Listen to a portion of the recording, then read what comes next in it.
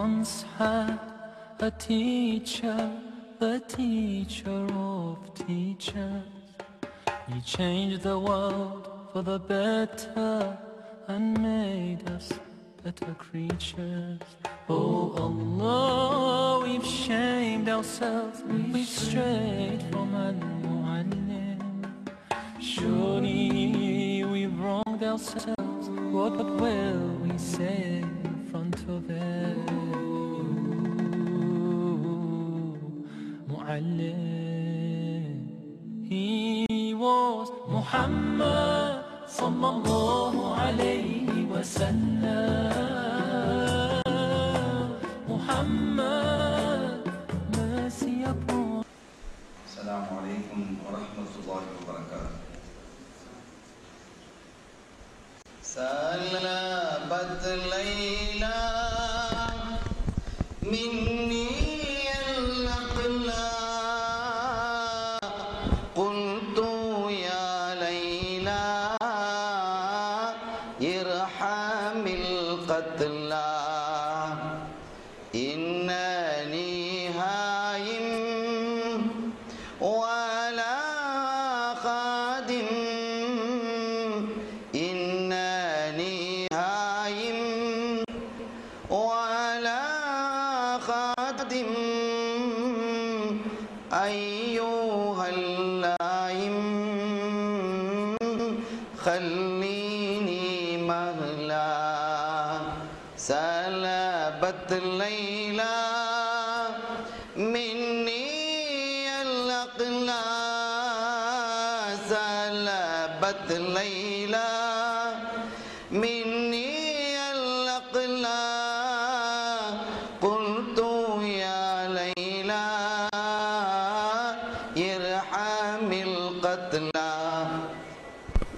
hamdan liman khalaqal insana wa 'allamahul bayan wassalatu wassalamu ala rasulillah wa ala alihi hizbillah wa ashabihi jundillah wa ba'd.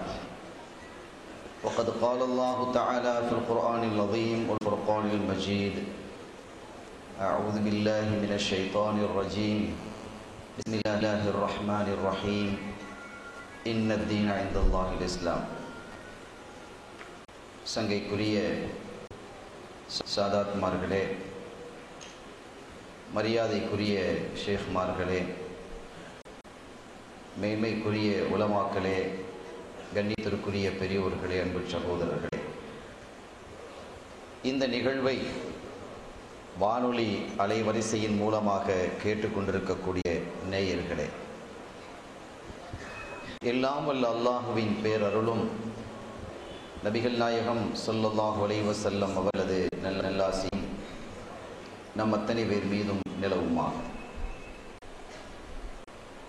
அல்லாஹும் அவரது ரசூலும் எந்தெந்த கர்மங்களை எடுத்து நடக்க வேண்டும் என்று எங்களுக்கு கட்டளையிட்டுள்ளார்களோ அவை அனைத்தையும் எடுத்து நடக்கவும், எவைகளை தவிர்த்து நடக்க வேண்டும் என்று உத்தரவு பிறப்பித்துள்ளார்களோ அவை அனைத்தையும் தவிர்த்து நடக்கவும் ஆரம்பமாக எனக்கும் உங்களுக்கும் நான் வசியத்தை செய்து கொள்கிறேன். அல்லாஹ் தௌஃபீக் செய்வானாக. இந்த பாணந்துறை தொட்டவத்த ஜும்மா பள்ளியில் சீரோடும் சிறப்போடும் நடைபெறக்கூடிய ஷாதுலியா தரீகாவின் தேசிய மாநாட்டின் இறுதி பகுதி நிகழ்ச்சியிலே கலந்து கொண்டு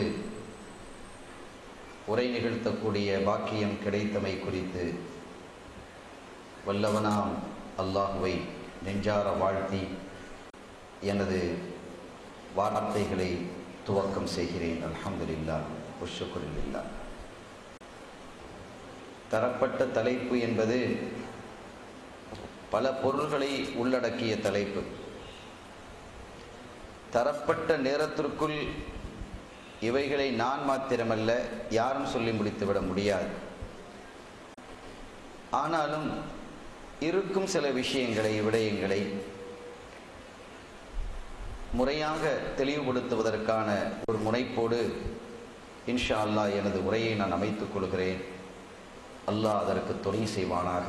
பிஹக்கி ஹபீபி ஸல்லல்லாஹு அலைஹி வஸல்லம். அருமையானவர்களே, ஒரு மனிதனினுடைய வணக்க வழிபாட்டினுடைய வாழ்வுக்கு துணை நிற்பது மதுஹபுகள் தான்.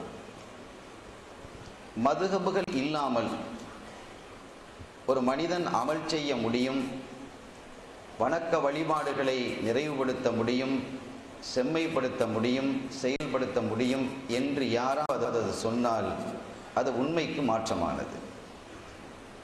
அது சாத்தியம் இல்லாதது, அசாத்தியமானது. எனவே இது எவ்வாறு உணர முடிகிறது என்றால், அப்படி வாழ முடியும், வணங்க முடியும், செயல்பட முடியும், கொடுக்க முடியும், வாங்க முடியும், திருமணம் முடிக்க முடியும் என்றெல்லாம் ஒரே வழியிலே நின்று செயல்பட முடியும் என்று சொன்னவர்கள் இன்று ஒரே வழியில் இங்கும் இல்லை, அங்கும் இல்லை, எங்கும் இல்லை.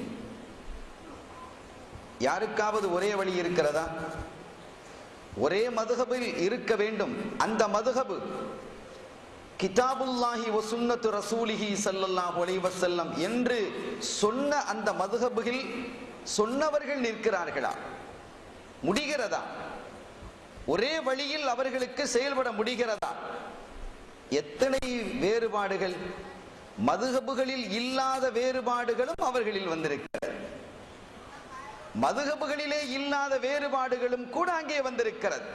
உதாரணத்துக்கு ஜகாத்தை எடுத்துக்கொண்டால், ஆயுளிலே ஒரு முறை ஜகாத்து கொடுத்தால் போதுமானது என்பது ஒரு வகையினருடைய ஒரு இயக்கத்தின் வாதம் என்றால், இல்லை, எல்லா காலமும் ஜகாத்து கொடுக்க வேண்டும் என்பது இன்னொரு இயக்கத்தினுடைய வாதம். இது புதிய வாதம் அல்லவா? இந்த வாதம் எப்படி இருக்கிறது?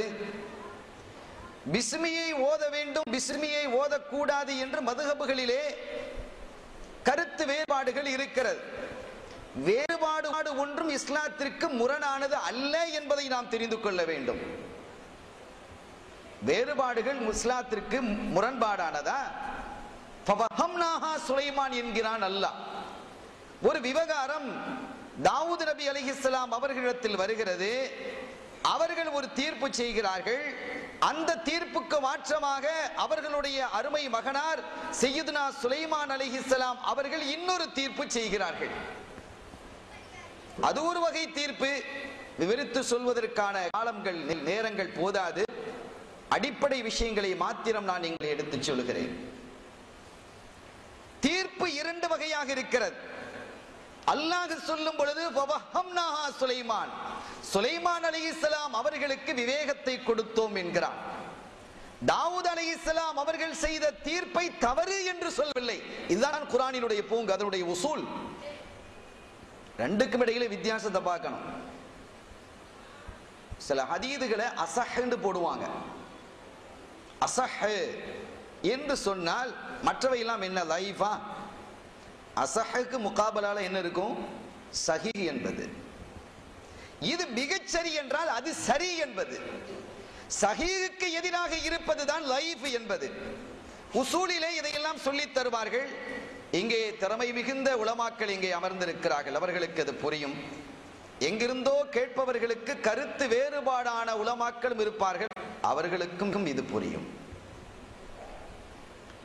ஆக அல்லாஹ் இங்கே குறிப்பிடும் பொழுது சுலைமான் அலைஹிஸ்ஸலாம் அவர்களுடைய தீர்ப்பை ஏற்பதாக சொல்கிறான், இன்னொரு தீர்ப்பை புறக்கணிப்பதாக சொல்லவில்லை.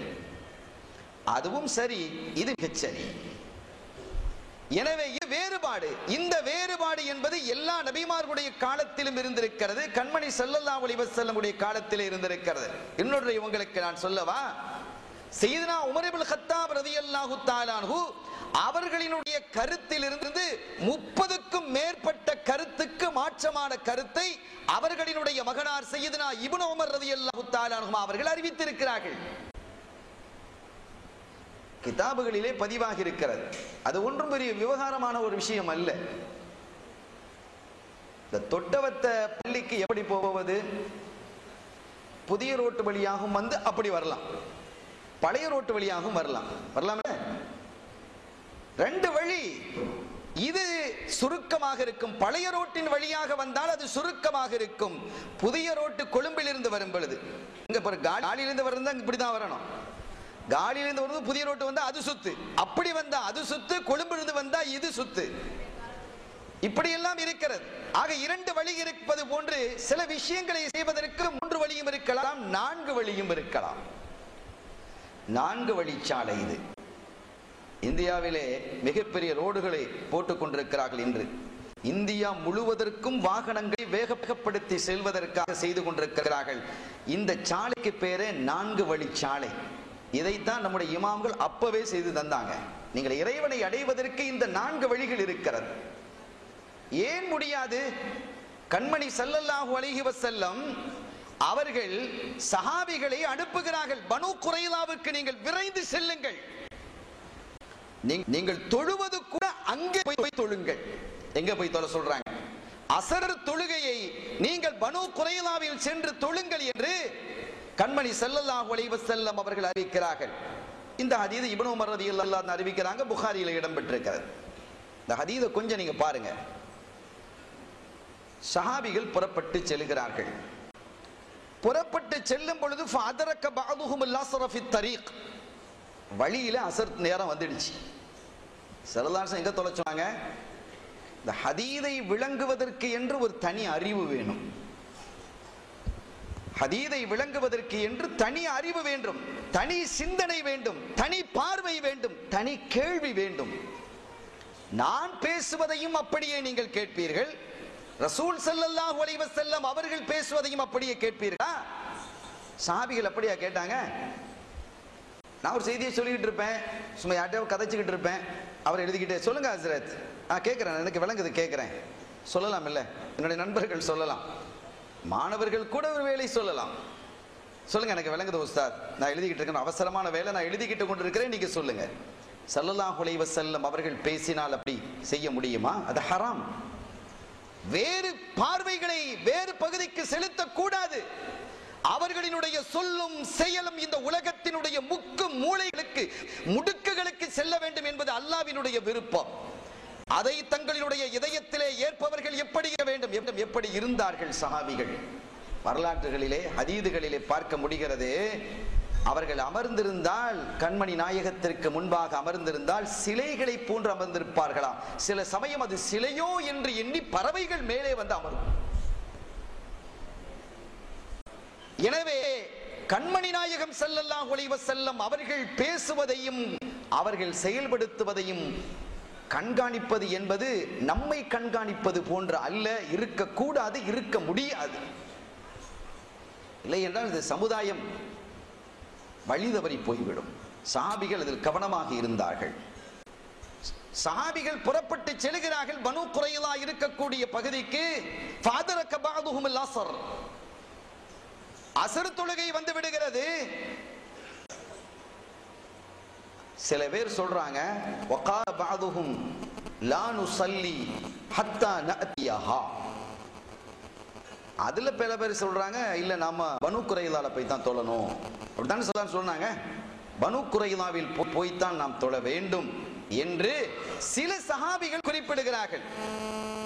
வகால பஅதுஹும், இன்னும் சிலர் சொன்னார்கள் பல் நுஸல்லி, இல்லை இப்போதே நாம் தொழுவோம் என்கிறார்கள்.